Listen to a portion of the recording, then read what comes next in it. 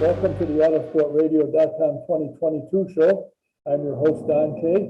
We are presented by Honda and Honda HPD, Indianapolis Motor Speedway, the NTT IndyCar Series, SVRA, the Gildersleeve Pub and Eatery and Speedway, and BP Insurance.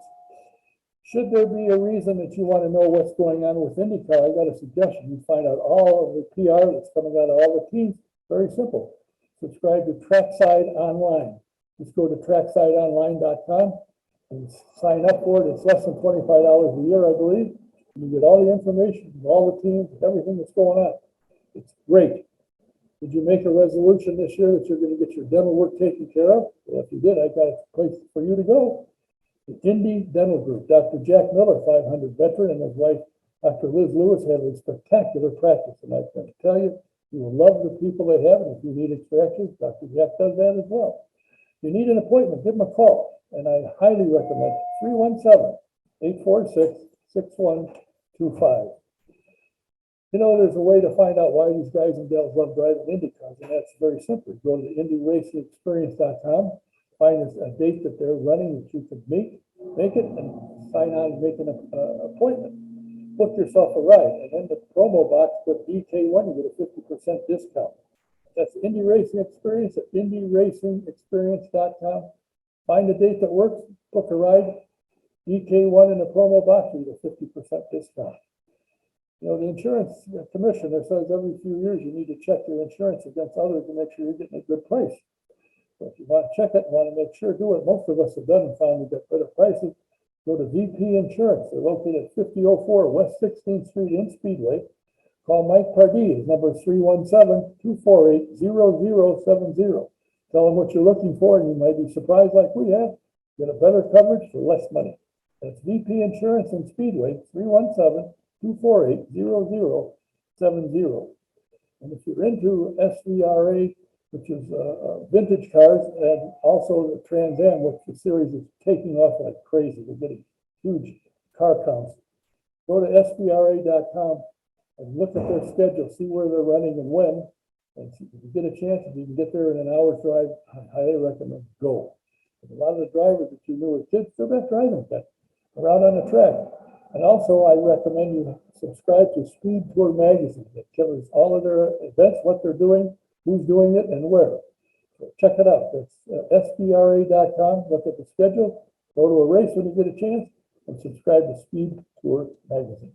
My guest today is somebody I consider to be a very special young man, gentleman, I should say. Young man was in the beginning. I've known him for quite a number of years. In fact, I was at the number of races when he won the race. He's jumping up and down on the hood of the car, which I'm sure the owner was thrilled about. But he's been just a stellar guy. He's done about everything.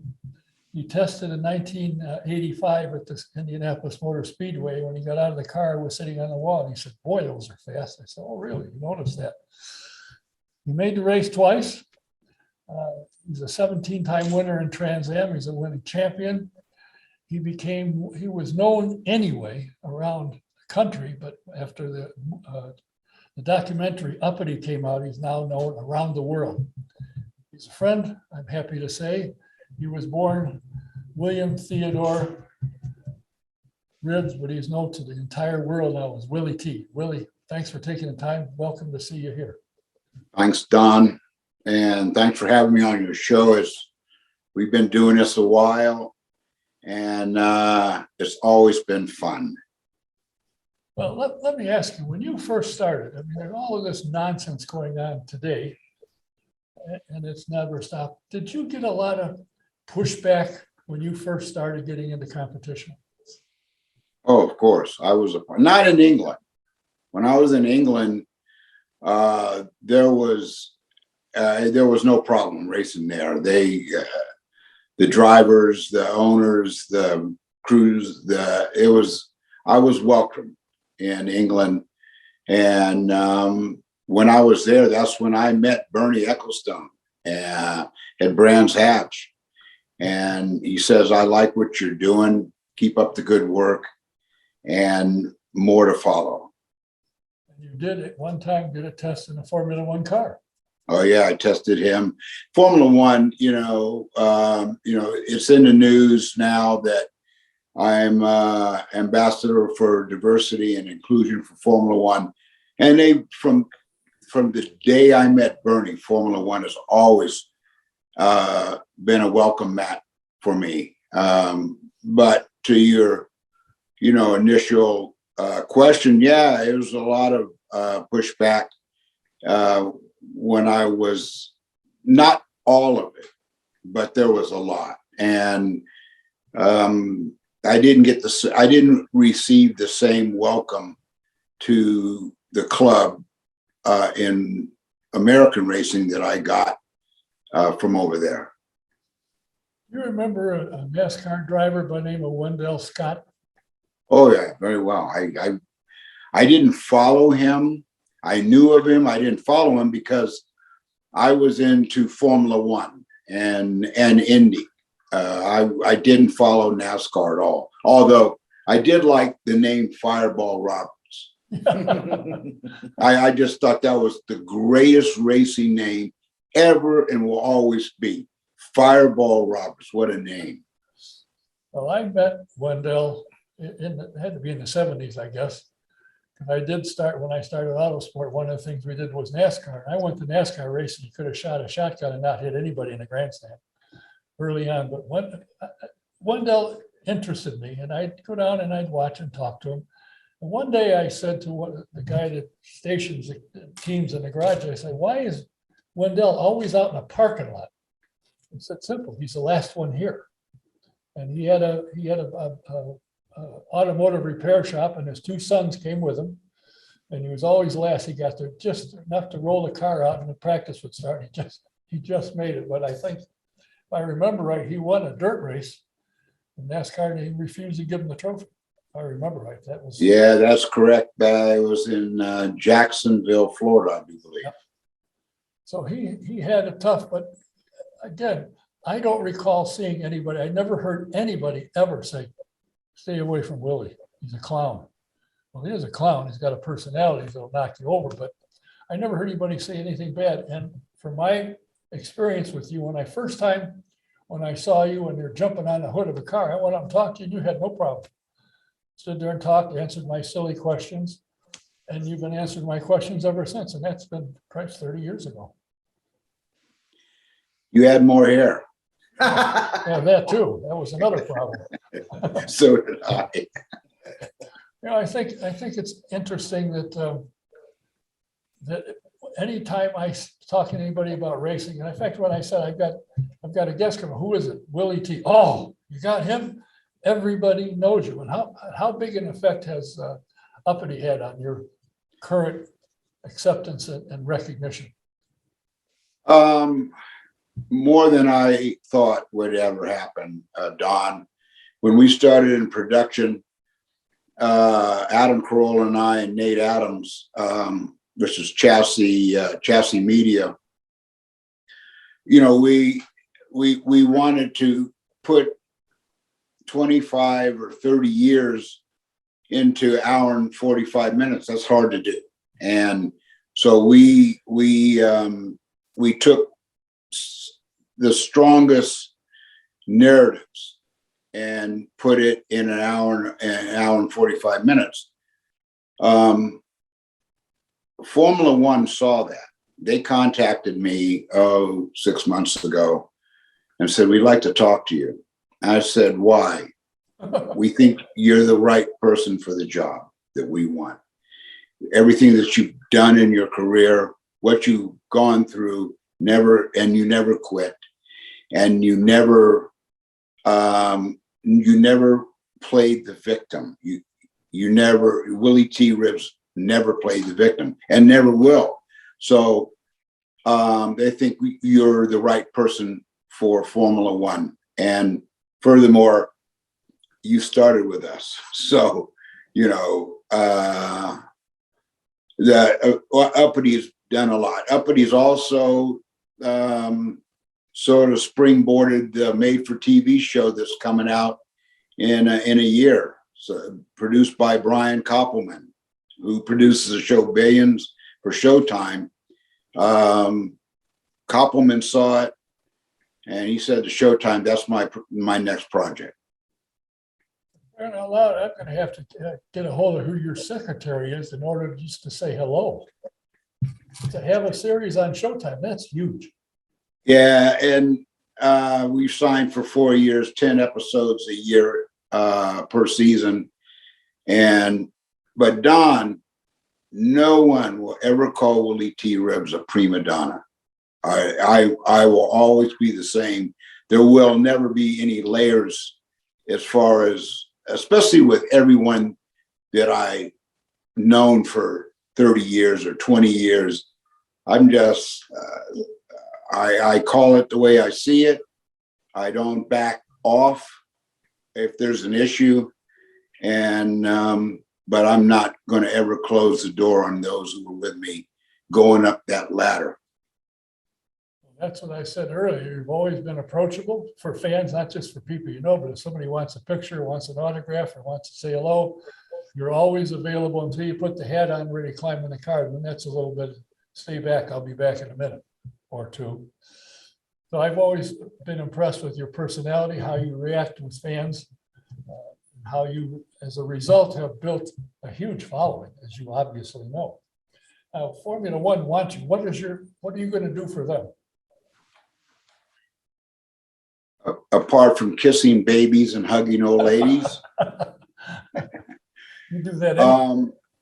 they have got Formula One, and I didn't know this, but they've had a program called Formula One Kids since the year 2000. They're heavily vested in the Formula One Kids. They're heavily invested in the STEM program. Once I found out, and we on conference calls, I learned about their involvement. Formula One wants to be the sport on four wheels that's for all people. And the race last year at COTA, the Grand Prix, U.S. Grand Prix at COTA last year in Austin, Tony Perella, who you know. Oh, yeah, very well. Tony Perella was there, and we were talking, and he said to me, he says, have you noticed that there are more people of color than any race that he's ever seen or been to? I said, yes. I said, I'm just, it was unbelievable to see so many people of color, both black and brown and white. It was just, it was like a big festival. And I noticed it, and he noticed it, and Formula One knows it, and Formula One likes it. And when you've got everybody watching you, the cash register rings real loud. It does. And when I talked to you last week to set this up, you were in Miami. You were to meet with the mayor and a bunch of other big wigs. And of course, there'll be a race there in Miami. So now you're going to be involved in promoting the race and encouraging buying a ticket and come to the grandstands. I'm going to do everything. I'm going to do everything.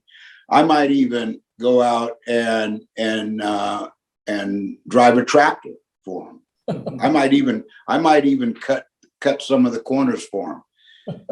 I'm going to do everything for Formula One that they need me to do. I enjoy the relationship that we've got. And one thing, things start early with Formula One because you've got London and you've got Denver and you've got New York and you've got LA and you've got these Zoom calls. So, and it starts with London because they're 6 hours ahead.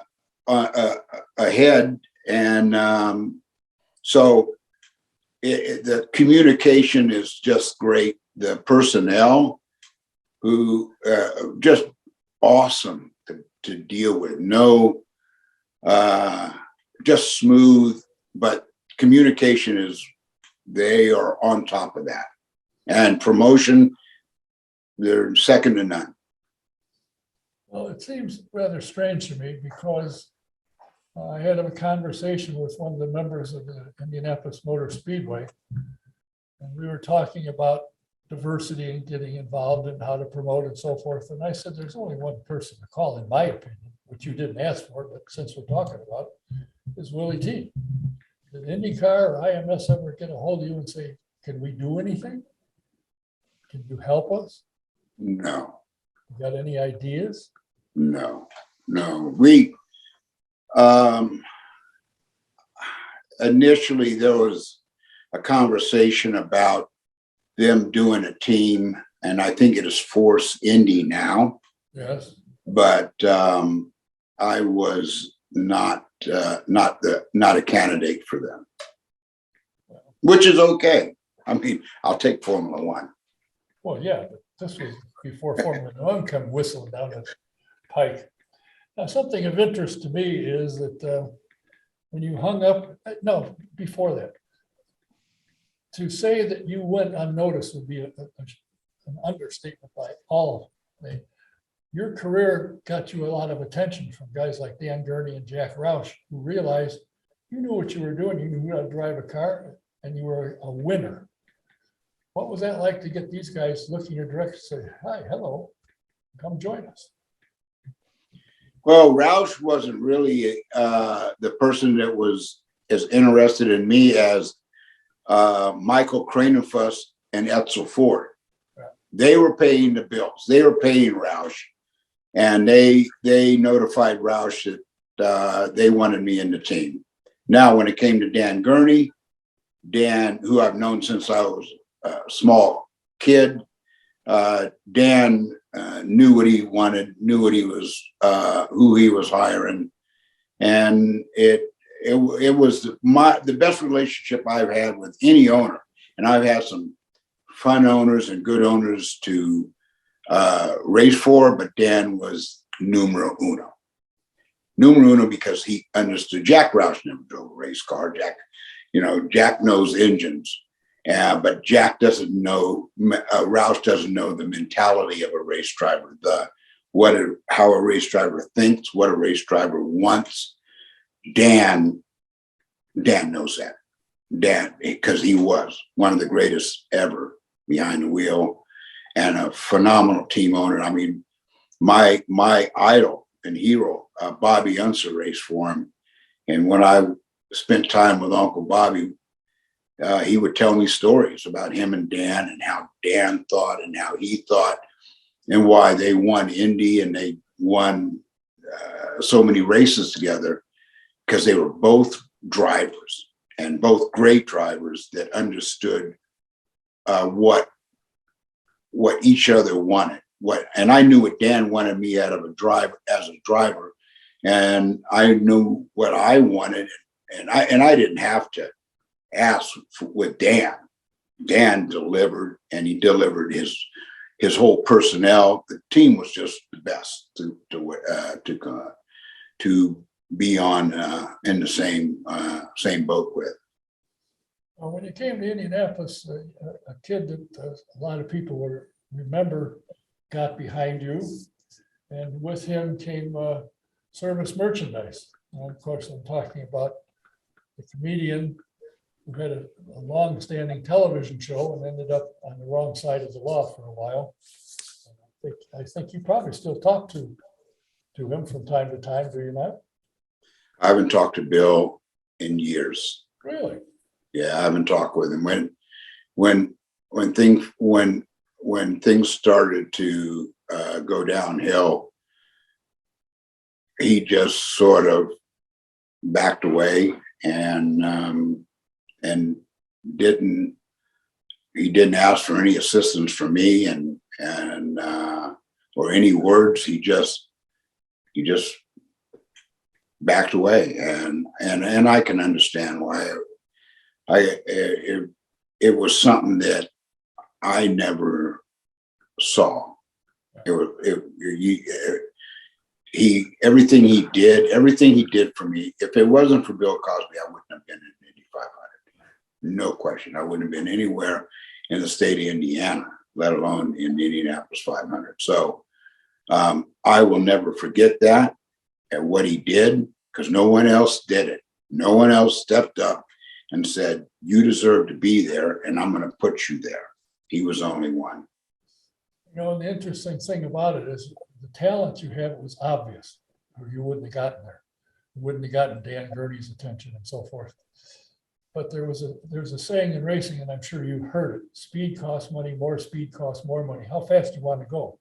In my opinion, at the time, the only thing holding you back was you didn't have the speed because you didn't have the amount of money needed to go faster. Well, and that was, you mentioned earlier about how I was received in auto racing and was there any pushback? Corporate America never really was the wind in Willy T. Ribbs' sails. Never. Okay. I raced for Dan Gurney, who happened to be sponsored by Toyota. But when it came to getting to the top of the sport, the final glass ceiling, corporate America wasn't, had no interest. And despite me being a winning race driver, drivers have come from everywhere. Paul Tracy went from zero, from Indy Lights into Penske's team. Rick Mears came out of the desert in desert buggies. So, you know, they had the opportunity. Of course, Al Jr., his dad was Al Sr. So that his ride was going to, and same with Michael Andretti. Their trail to the top was a lot easier than mine. But in my case, I never quit. Never, and I wasn't going to quit as long as I could breathe. So, but you know, that's how the sport is, and to a large degree, that hasn't changed much. I mean, there's drivers in the pipeline right now: Ernie Francis Jr., Miles Rowe. You know, they've got some kids, and I'm just talking about IndyCar. I'm not talking about stock car racing. They're there, but the manufacturers have to support it. The manufacturers in this country, General Motors, Ford, Chrysler, the big three, for example, they've made billions and billions and billions and billions of dollars from African Americans over the last 50 years, right? 25, 50 years. What are you doing to, as they say, give back? What are you doing? Well, very little, very little. Throw maybe an appetizer here or some crumbs here. Crumbs can't win major championships. I heard that there's some young drivers upcoming that have all the talent. Ernie Francis Jr. And I think he ran with Tony Stewart in the SRX series, and he won a race there. Yeah, never been on a bull ring. So there's got to, you know, there must be an investment. That's what I'm so impressed about Formula One, with their Formula One kids program in Miami that I visited. These kids were just absolutely brilliant, young, and into engineering, into technology, into science, but with a goal of not necessarily being drivers, all of them being drivers, but being a technical member, a designer. That what Formula One is doing, and they don't brag about it.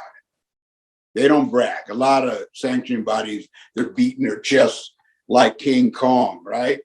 That, you know, they're real special. Just sit down. Formula One is doing it, and they're not saying anything. They're just doing it, and they're spending a lot of money doing it. You know as well as I do, you get somebody, a young kid's interest in something, and it piques their interest, they'll follow through. So Get it? Yeah. I was a perfect case, Don. Yeah.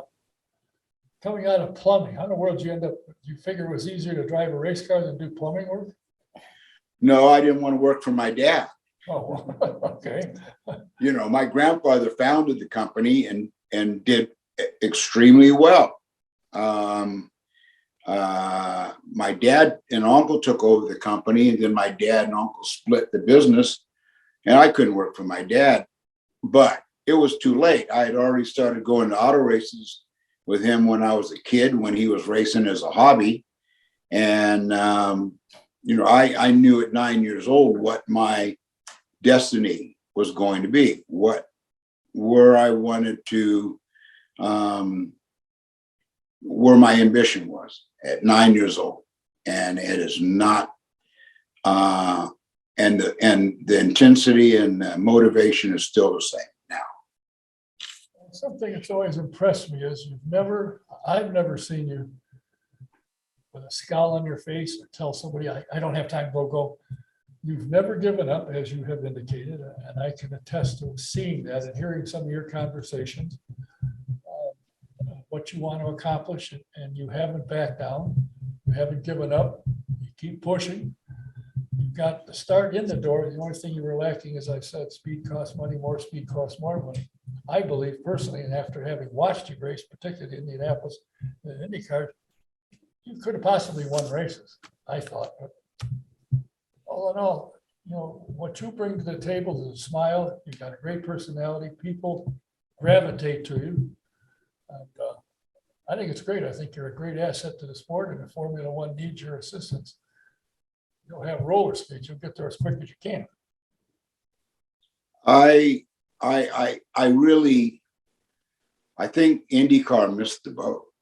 I think if they would have really focused on what we've got to make sure that Willy T. Ribbs and at the time Bill Cosby are in our sport. At the time I was there, Mansell was there, Mario, Al Jr., Lyondike. You could go down the list of the drivers in the early 90s that were in IndyCar, and IndyCar was pulling the biggest numbers ever at that time because people were tuning in. You want all people to watch your sport, and that's what. Just look at golf with Tiger Woods. Tiger Woods was hobbling out there a couple of days ago in Augusta, and the whole world was watching. Yep. Right. What Lewis Hamilton has done for Formula One worldwide is mind-boggling. Worldwide, the continent of Africa never paid attention to Formula One, maybe with the exception of South Africa, because they had drivers representative, but represented like Jody Scheckter, for example. But the whole continent, the Grenada, Jamaica, we're talking about countries of color that are tuning in that never had any interest before. It's amazing what he's done. I've noticed from last weekend, he's struggling a little bit this year. He hasn't got control. Yeah, their car is not. I mean, Red Bull is definitely quick. Oh, yeah. Ferrari came out of nowhere this year, not just with a great chassis, but they have got some grunt behind the driver's back that they've lacked for quite some time. They got power.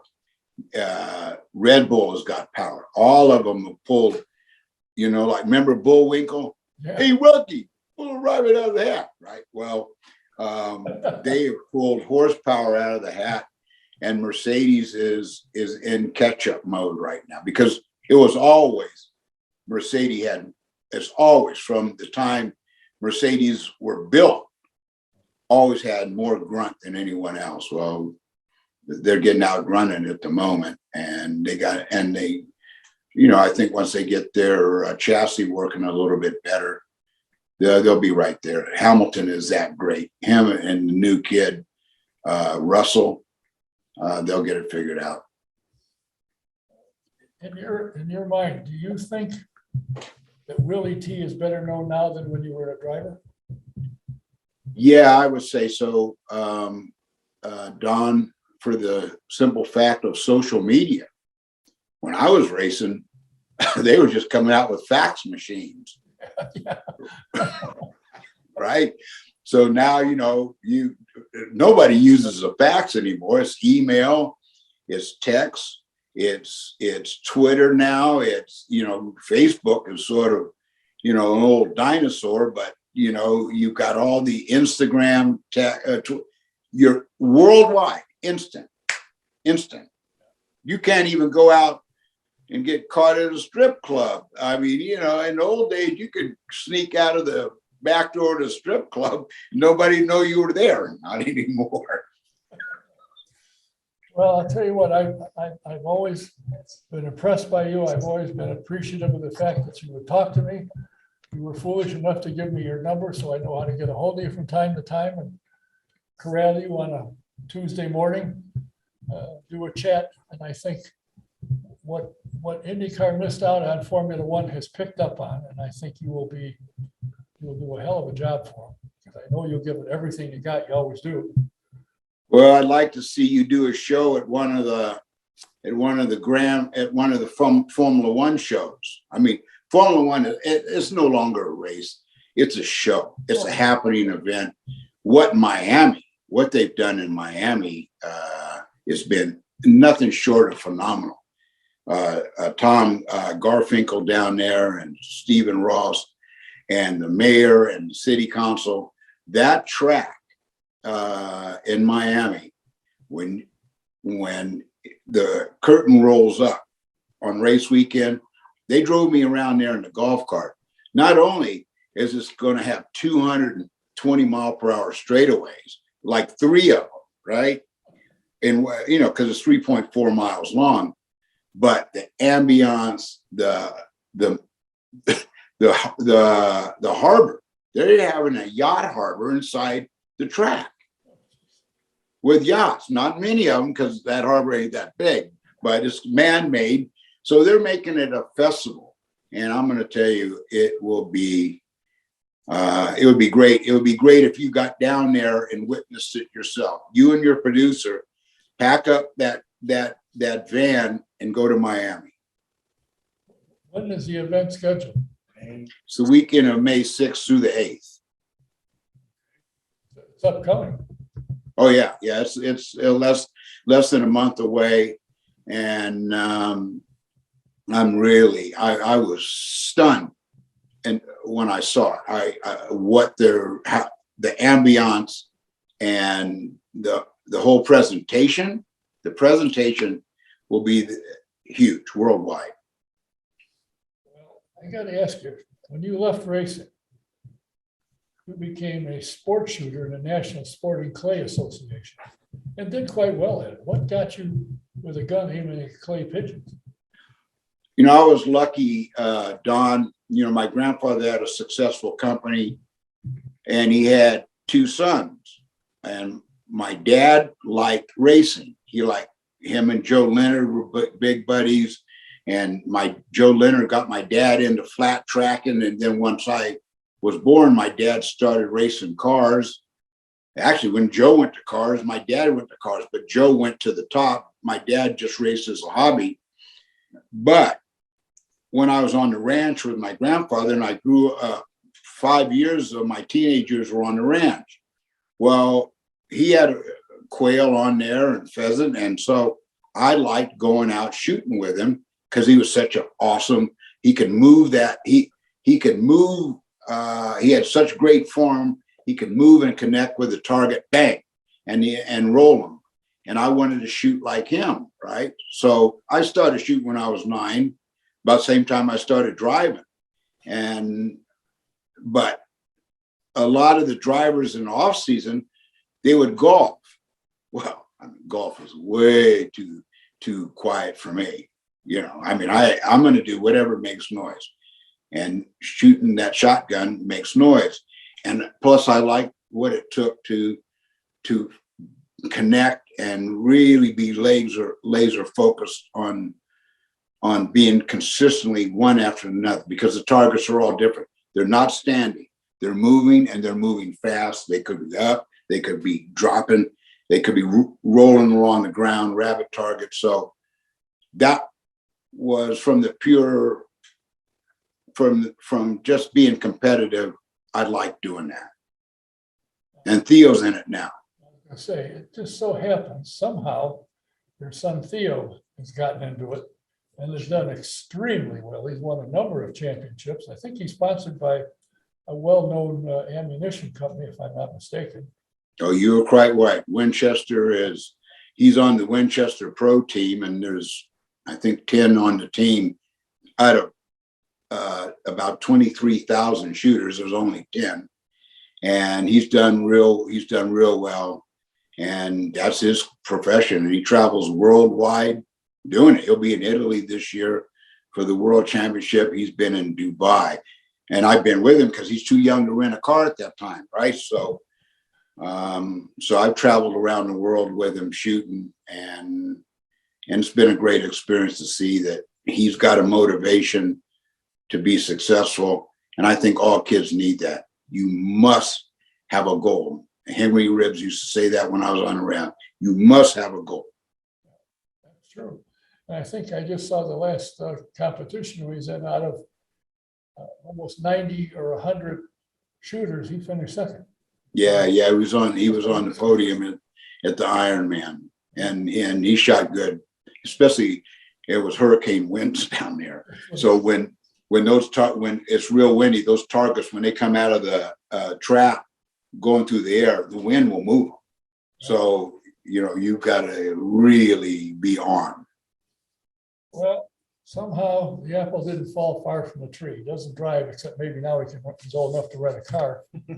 But I can't thank you enough for taking the time. I think what you're doing and what's happening to you because of who you are is phenomenal. I watched Uppity a number of times and found it really, really interesting. I talked to a number of my friends that have watched it and fans have emailed and said, "Boy, I'm glad you told me that. That was a great documentary. I look forward to Showtime." As I said, you'll have a secretary. I'll have to go through her to get to you, but Don, you have my direct number. You know that. You've got the red phone. yeah, there you go. Well, thanks for your time. Good luck with the Formula One job, and I know that you will be a huge success at it. Just your name alone will sell tickets, I'm sure.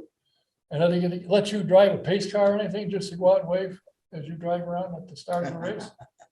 Don, they don't. Well, I guess they do the warm-up lap, and then pull into the pits. But maybe one day I'm going to be in the Champions Club or the Paddock Club with the dignitaries, getting them drunk. Really? You're adept at that. Well, listen, Willie, thanks for your time. I appreciate you taking the time. I wish you nothing but the best. And as you probably know, probably around the end of the season, you'll hear me ring again and we'll say, how did it go? How was the Formula One experience? We'll talk about it. Don, you got me anytime you've been there from in the thin, and you're going to be there in the thick. Thanks for your time. Look forward to talking to you again. All right, Don. Look forward to talking to you. Cheers. To you too. My guest, Willy T. Ribbs. How can you match that? You can't. We have other guests lined up, so stay with us. Thanks for watching today. And until the next time, Don Kay saying thanks for being here. We'll see you the next time.